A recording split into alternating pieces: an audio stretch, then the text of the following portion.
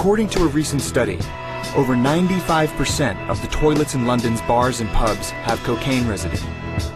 In fact, Europe is now consuming more cocaine than anywhere else in the world.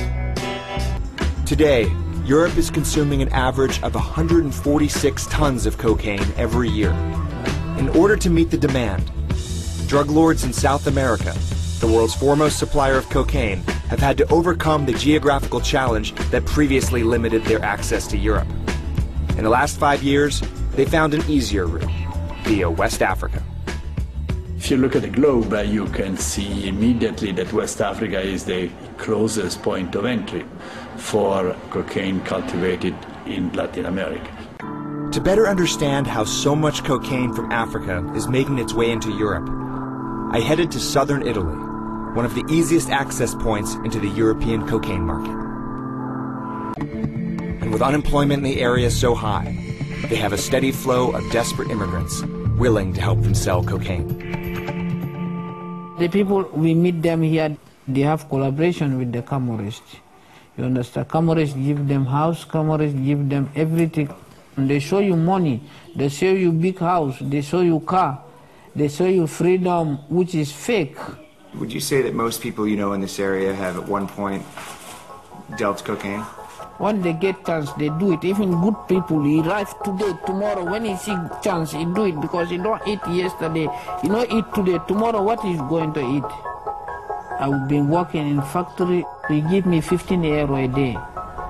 Another man tell me that, let me give you chance to have 100 euro, 1 hour, what are you going to do? What are you going to do? Take the 100 euro. Thank you. Every year, Nigerian gangsters lure African women to Italy with the promise of a job. But upon arrival, they're forced to work as prostitutes in order to pay off what their traffickers claim is a travel debt.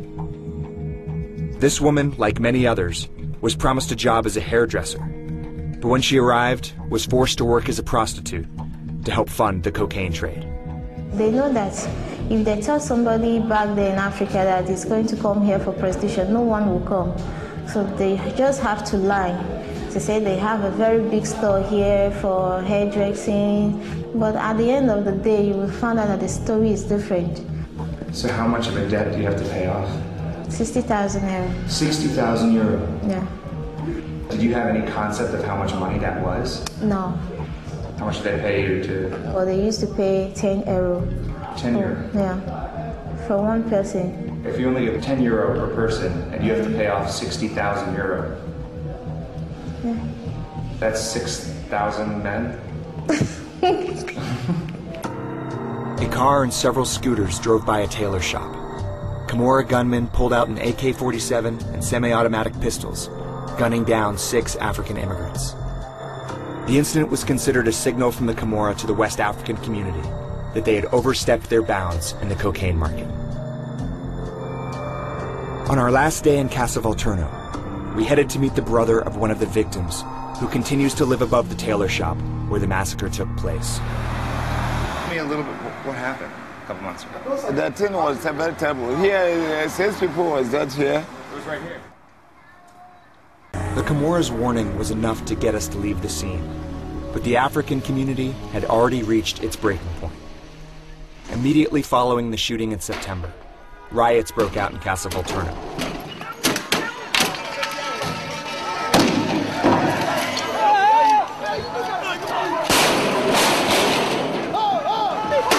The African community claimed the 6 men shot weren't drug dealers, and they demanded justice for the Camorra's actions. The riots left Castelvolturno even more devastated and divided. But as Europe's appetite for cocaine continues to grow, so do tensions over who controls the lucrative trade. Meanwhile, African immigrants continue to arrive here, only to find themselves in a more desperate place than the one they left